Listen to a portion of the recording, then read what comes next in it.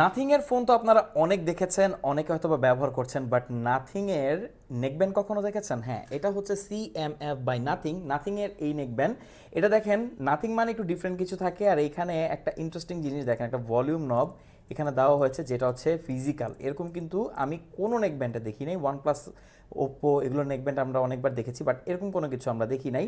আর এটাতে কিন্তু ইউজ করা হয়েছে 13+mm এর ড্রাইভার। সো এটা কিন্তু খুব জোস সাউন্ড প্রডিউস করবে ডেফিনেটলি। এটাতে অ্যাক্টিভ প্যাসিভ দুই নয়েজ ক্যান্সেলেশন আপনারা পাচ্ছেন। এটা ডিজাইনটা এমনভাবে করা হয়েছে।